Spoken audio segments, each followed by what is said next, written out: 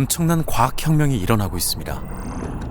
생명공학이 충격적인 속도로 발전하며 결국 생명을 완전히 통제할 수 있는 도구들이 개발되고 있습니다. 한쪽에서는 가장 치명적 질병들을 정복하고 다른 쪽에서는 인류를 파괴할 수 있는 핵폭탄보다 무서운 바이러스를 만듭니다. 무슨 일이 일어나고 있는 걸까요? 생명공학 역량. 생명공학은 점점 더 많은 곳에 쓰이고 있습니다. 옷을 만드는 면, 음식 안의 채소, 애완견에게까지 인간은 생명을 조작합니다. 박테리아로 인슐린을 만들고 뇌와 인공기관을 직접 연결하고 산업용 효소로 종이를 생산합니다. 유전자 치료로 치료할 수 없었던 질병을 정복하고 기후변화에 저항성이 있는 곡식을 만들고 있습니다. 생물학에 대한 지식이 얼마나 빨리 늘어났던지 코로나 바이러스는 처음 발견되고 몇 주 만에 실험실에서 분해되고 분석됐습니다. 과학자들은 바이러스의 유전 물질을 복제해 팬데믹이 시작되고 몇 달 만에 테스트 가능한 백신을 만들었습니다. 10년 전에는 불가능한 일이었습니다. 이런 발전이 어떻게 가능해진 걸까요? 글쎄요, 좀 복잡합니다. 간단하게 말하면 매우 비쌌던 것들이 저렴해진 겁니다. 그리고 엄청난 일을 할 수 있는 지식이 무료로 풀렸고요.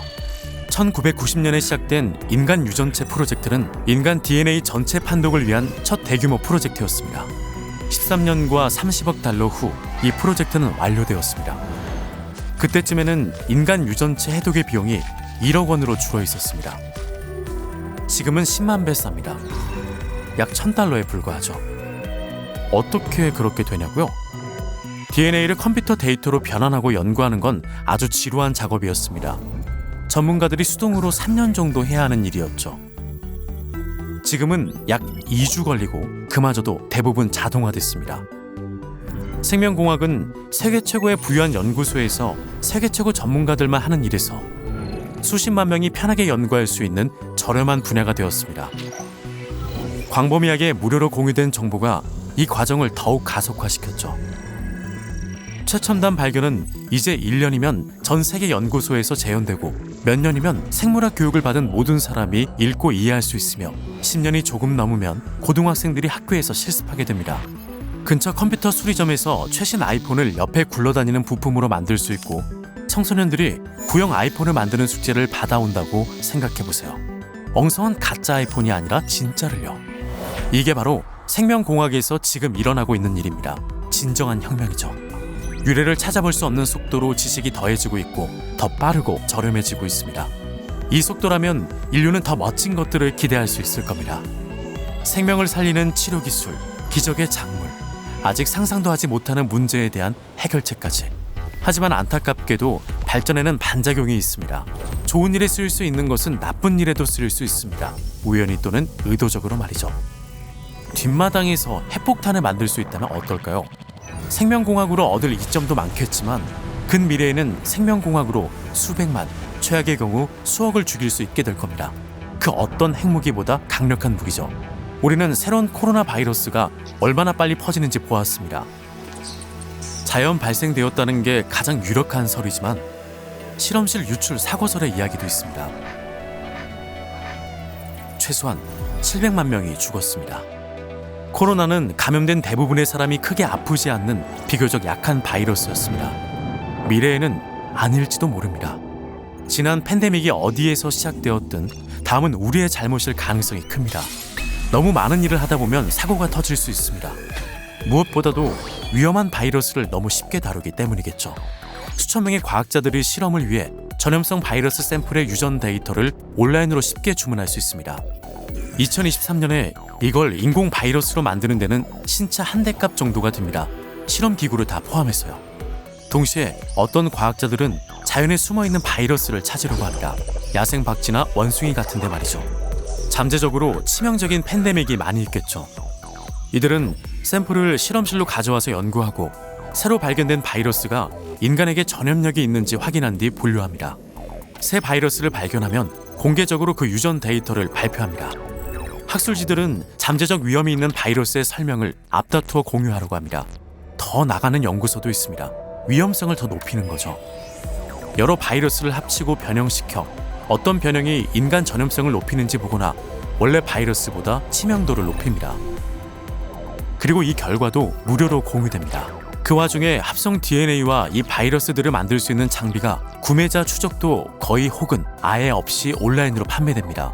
생명공학 도구가 계속 저렴해지고 사용하기 쉬워지고 위험한 바이러스 데이터가 늘어나면서 어떤 과학자가 나쁜 의도 없이 바이러스계의 핵무기 제조법을 공개하는 날이 올 겁니다. 시간 문제입니다.